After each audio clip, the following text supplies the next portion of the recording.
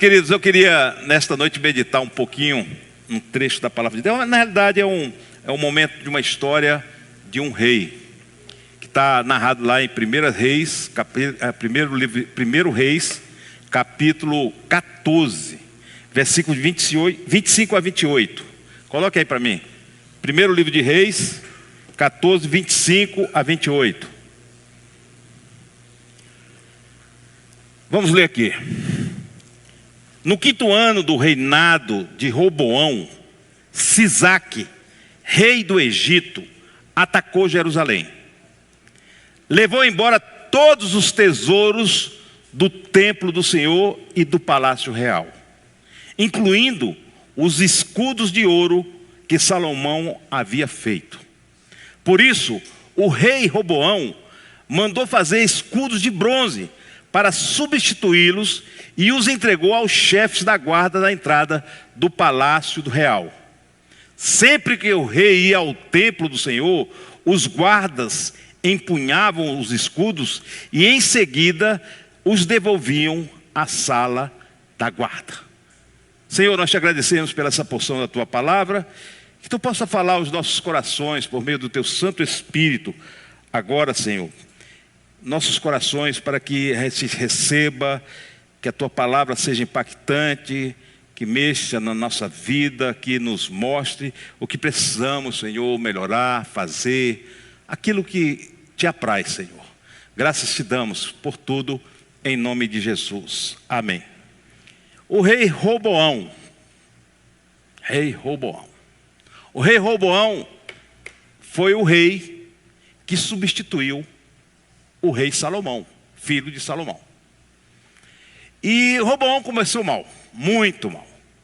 Porque o reino de Israel vinha num processo de grandeza, de unificação, né? Davi fez a unificação do Estado de Israel, da nação de Israel, unindo as tribos todas. Quando Davi assumiu o reinado, ele assumiu em Judá, né? Nas duas, Judá e Benjamim, as outras 10 tribos não aceitaram a Davi. Passaram-se 7 anos para que Davi conseguisse fazer a unificação de todo Israel. E aí Davi é aquele rei que é o conquistador, o general, que ele consegue trazer vitórias grandes para Israel. E se torna uma grande nação com Davi. Mas Deus, quando Davi parte, quando Davi morre, Deus o leva. Salomão é o rei escolhido. E Salomão, a gente sabe da história de Salomão, foi um homem extremamente sábio. Depois de Jesus, foi o homem mais sábio da terra. Um homem de riquezas. E Salomão teve a oportunidade e a bênção de cumprir o desejo de seu pai. Qual era o grande desejo de Davi? Era de construir a casa de Deus. Ele tentou, mas Deus disse, não é para você, opa, tá vendo? Por isso que eu não gosto de copo d'água. Pastor, TDAH é uma bênção. E aí, Salomão teve essa oportunidade de Deus, né? Salomão começa bem, muito bem, porque Deus aparece em sonho para Salomão e diz assim, o que você quer?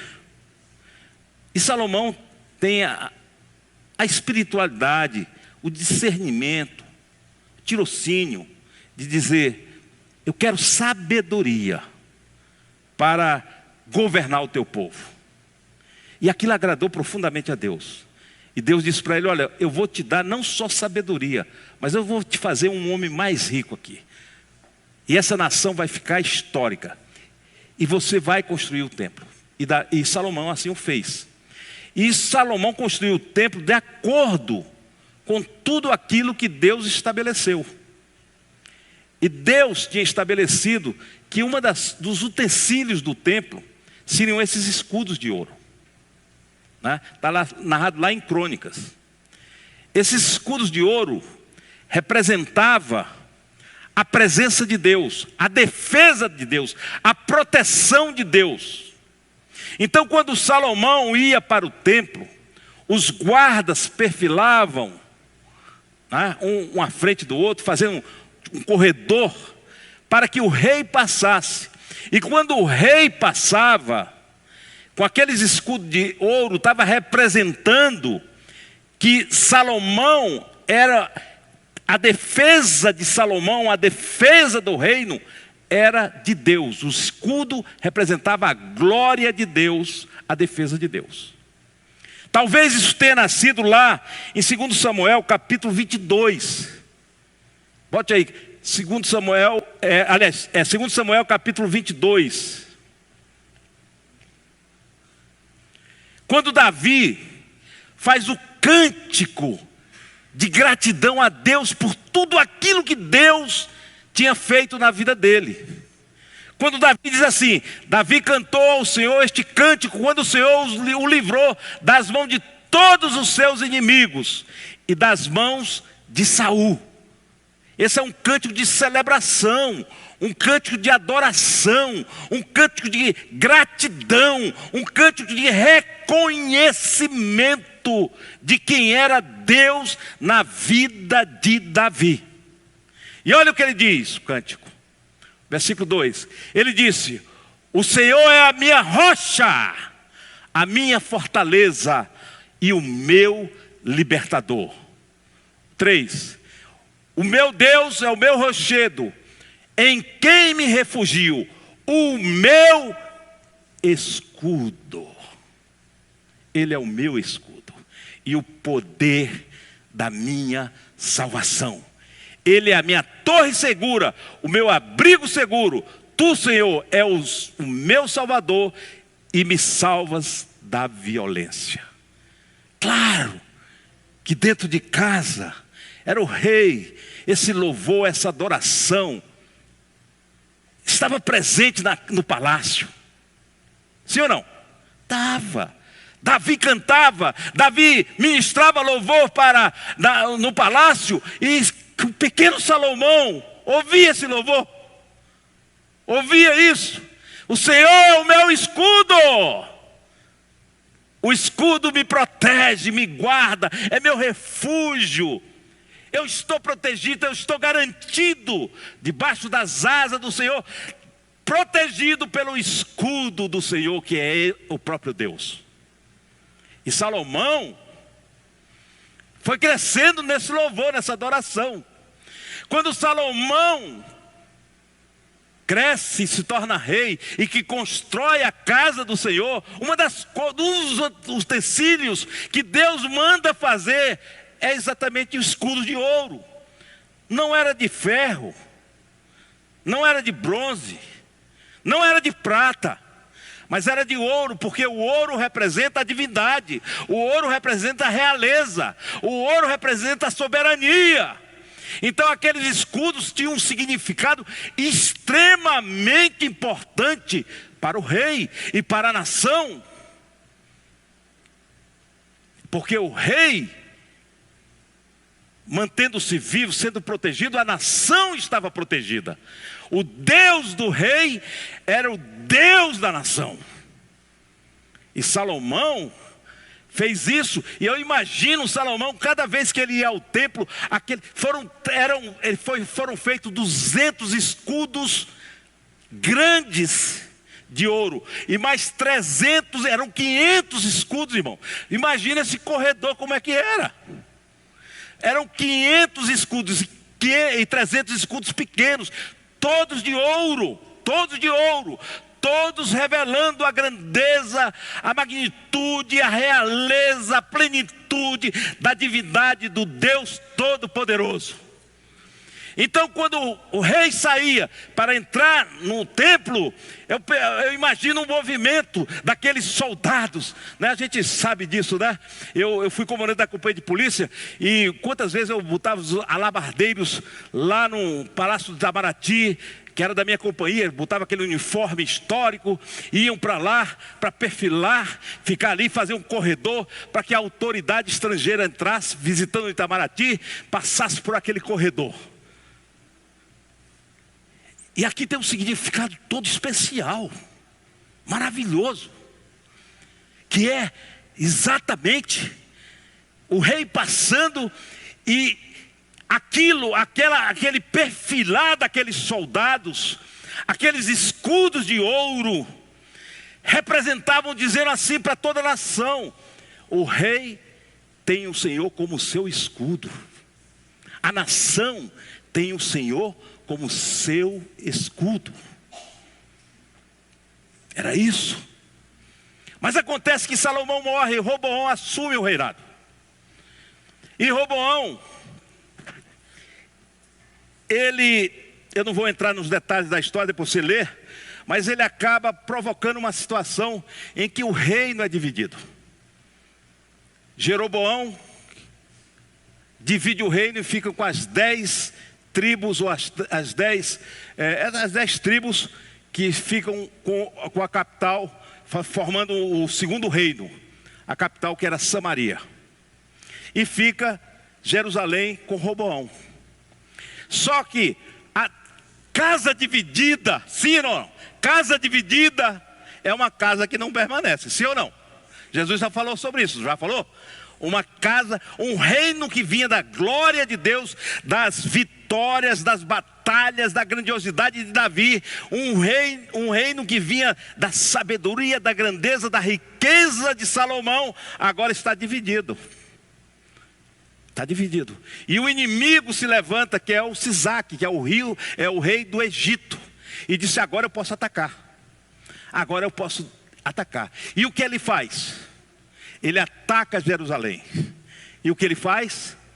Ele leva tudo de utensílios da casa de Deus, inclusive os escudos de ouro. Leva tudo. Roboão, naquela comodidade dele, naquela adaptação à situação, o que é que ele diz?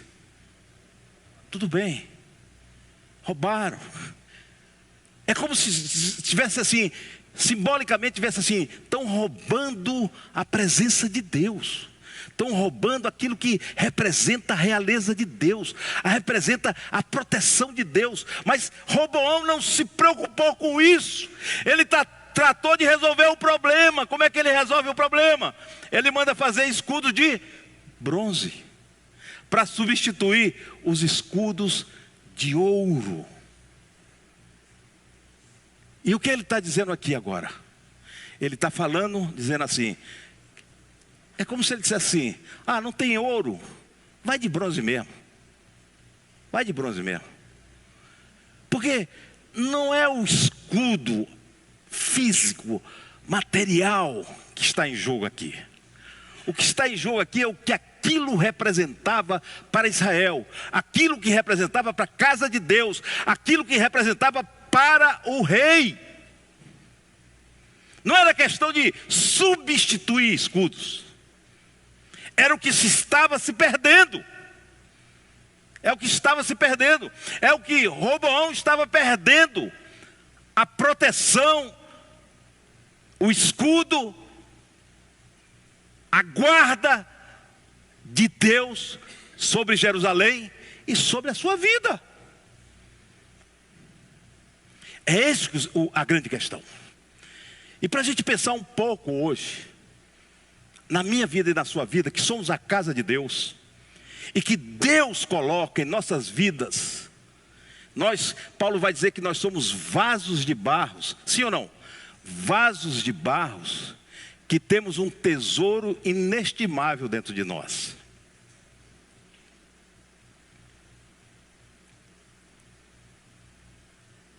E o inimigo quer nos roubar, quer nos tirar esse privilégio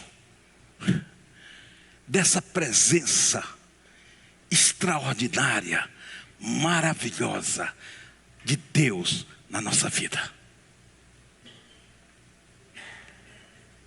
Ele quer roubar aquilo que é de mais precioso no meu coração e no seu coração. A luta dele muitas vezes não é para nos colocar no mundo, mas é para nos roubar, porque ele veio roubar, matar e destruir. Ele nos colocar, tirar a presença da divindade. Quem é a presença da divindade nas nossas vidas? É a presença do Espírito Santo. Nós somos vasos de barro, mas há uma presença de ouro, uma presença grandiosa, maravilhosa, extraordinária em nossa vida, que é o Espírito de Deus. E o inimigo muitas vezes não está preocupado em lhe colocar lá no mundo, mas ele quer lhe roubar. Muitas vezes ele não pode lhe destruir, mas ele quer lhe roubar. Isaac quer lhe roubar, quer lhe esvaziar daquela presença de Deus na sua vida. Sabe? E muitas vezes a gente vai sendo tão negligente na nossa vida espiritual. A gente vai se acostumando tanto com a religiosidade, com as coisas, que a gente vai perdendo essa capacidade de guardar o que é mais precioso, irmão. Quando a gente começa a namorar, a se entusiasmar com as coisas deste mundo,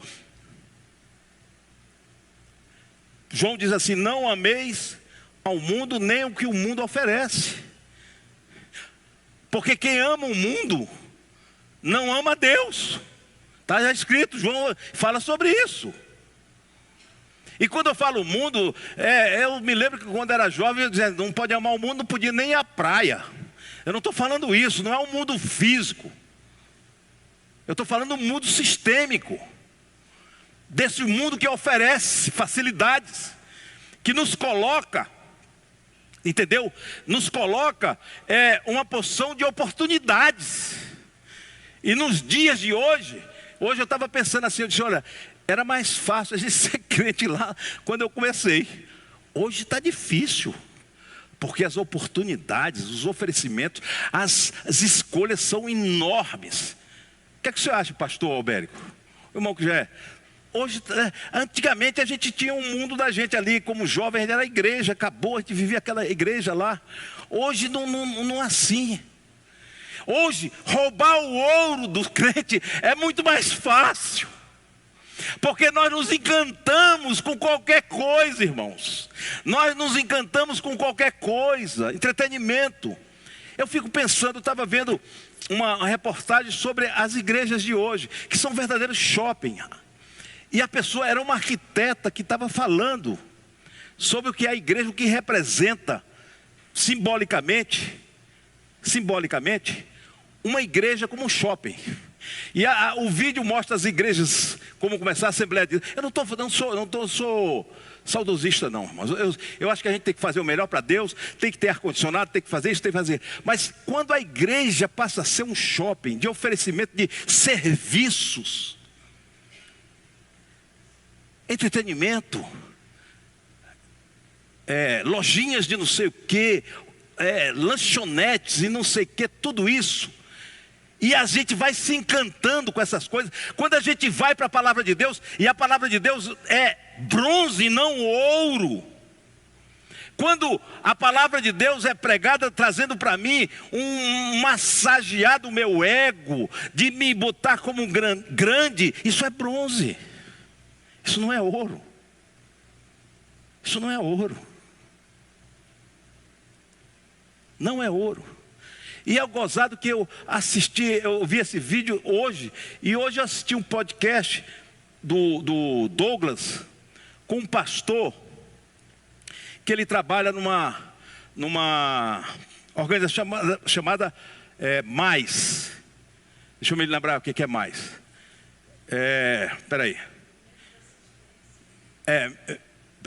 Movimento de assistência às igrejas sofredoras. Movimento de assistência às igrejas sofredoras. Eles dão apoio a igrejas sofredoras da África, a igrejas perseguidas. Eles levam a palavra de Deus, eles ajudam. Por exemplo, eles foram num segundo país mais pobre do mundo, lá na África, que eu esqueci o nome aqui agora, e eles foram lá e fizeram $250 para ajudar as pessoas a abrir o seu espaço, abrir seu comércio, etc., para não depender somente do Estado. Eles se investem dessa forma. Então, por exemplo, nesse lugar eles deram a igreja, porque a igreja, eles dizem assim, eles visitam a igreja e a igreja diz qual é a sua necessidade, qual é o que precisa, o que o povo precisa. Não é a gente que vem aqui do Brasil que vai lá, eles precisam disso. Não, eles vão lá e veem assim, o que é que vocês precisam, o que é que vocês desejam. E aí eles vão lá e vão abençoar aquele povo. Às vezes é Bíblia, precisamos de Bíblia. E eles fazem a campanha, levam Bíblia para lá. E eu estava vendo isso, irmãos. E eu estava comparando isso.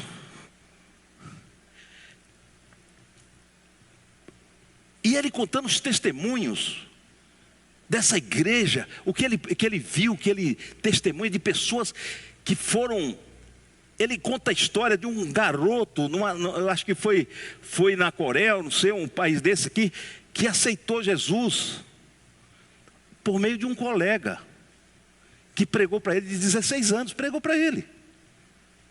E aí, a mãe desse colega descobriu que ele estava sendo cristão e denunciou às autoridades o filho.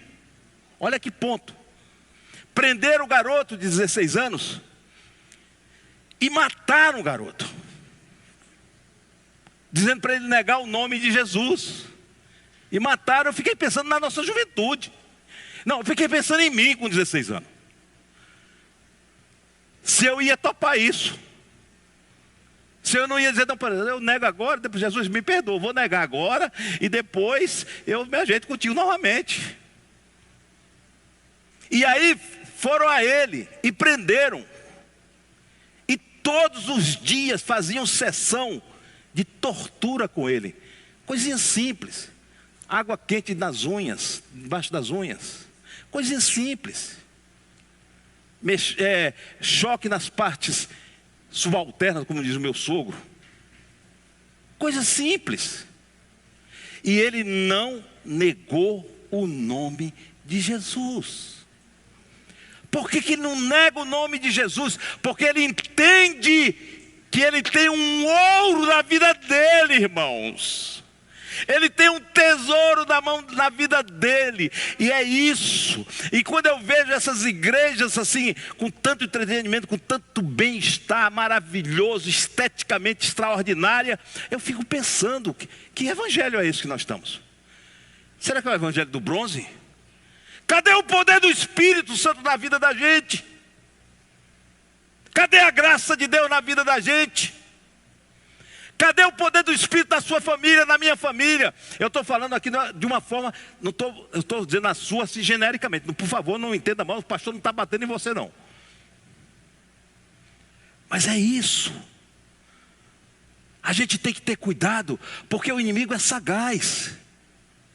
Ele rouba o que há de mais precioso. Rouba a alegria da salvação, rouba a sua disponibilidade para Deus, rouba o seu amor pelo Evangelho, rouba a sua salvação. E rouba de maneira sutil.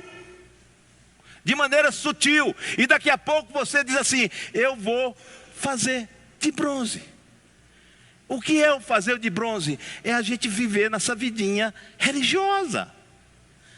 É a gente substituir o poder de Deus na vida da gente, a graça de Deus na vida da gente, a graça de Cristo, o poder do Espírito, a gente substituir por uma religiosidade natural. E aí a gente acha que está tudo bem.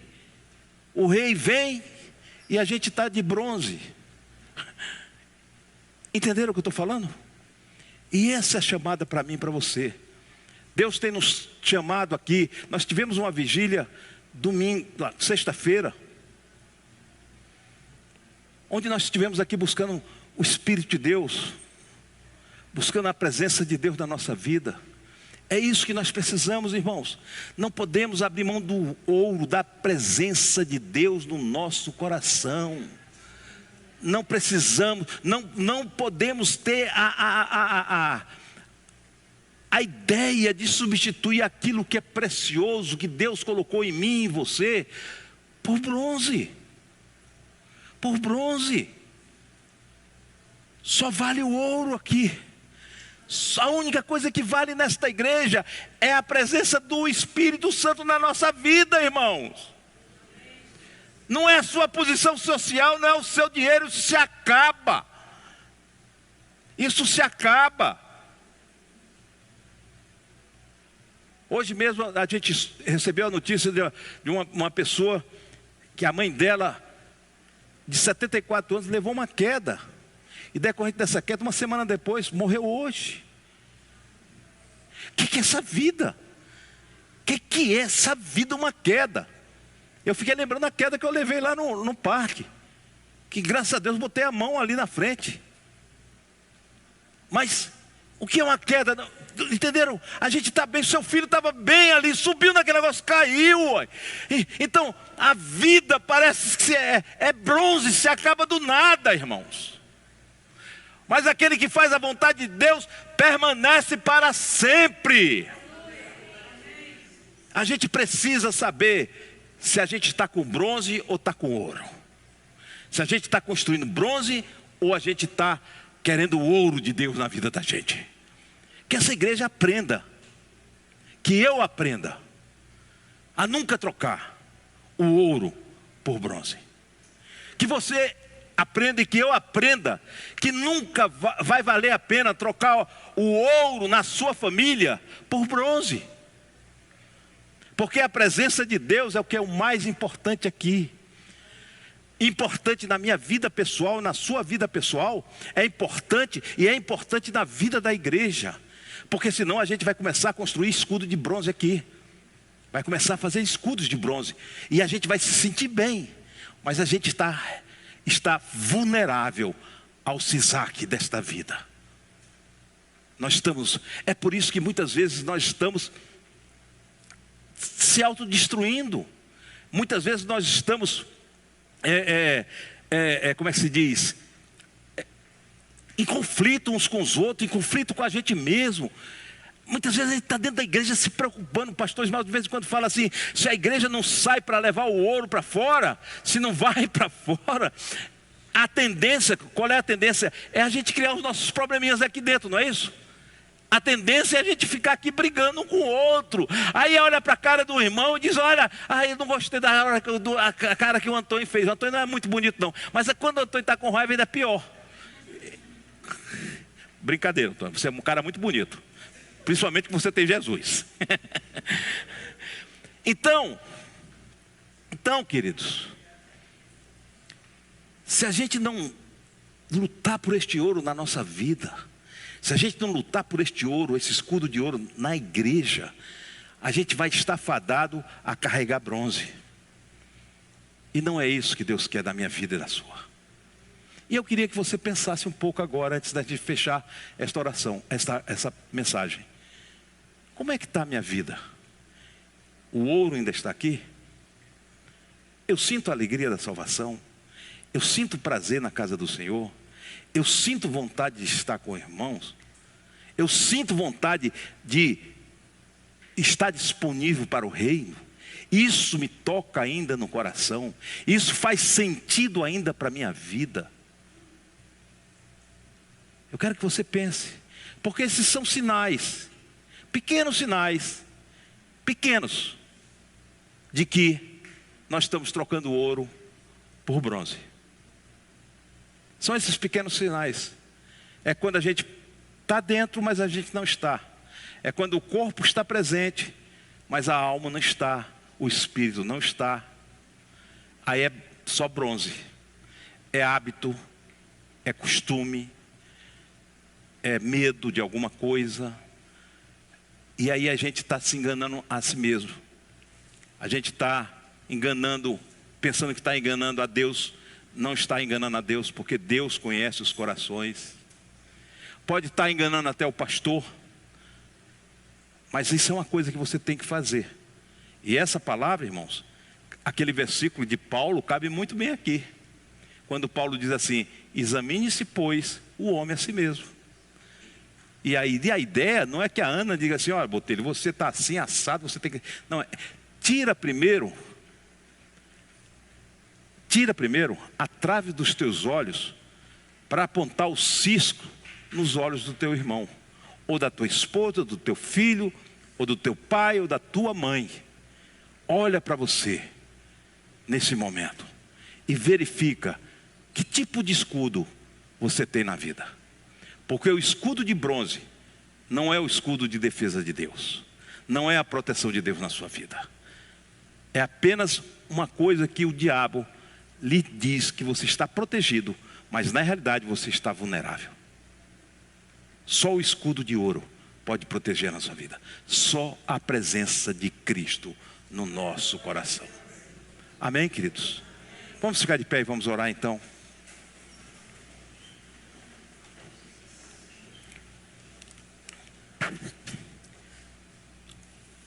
É uma mensagem reflexiva. E aqui ninguém está para acusar você, ninguém está aqui para dizer nada para você. Isso é o Espírito Santo com você. É você e Deus. Talvez assim você está no processo de desânimo. Aí está naquele processo de desânimo. Começou tão bem a carreira. Alegre, alegria do Senhor, força do Senhor e tal. Mas entrou neste processo total de desânimo espiritual. E eu sei o que é isso, que eu já passei por isso. Eu já passei por isso. Então eu sei o que eu estou falando. Mas só tem uma solução. A Bíblia diz assim: enchei-vos do Espírito Santo. Traga de volta o ouro para a sua vida. Traga a graça de Deus para a sua vida. Traga o amor de Deus para a sua vida. Traga a presença do Espírito Santo para a sua vida. Faça isso. Não deixe Sisaque te roubar. Não abre a guarda. Não abre as portas. Não deixa levar os utensílios que Deus colocou na tua vida.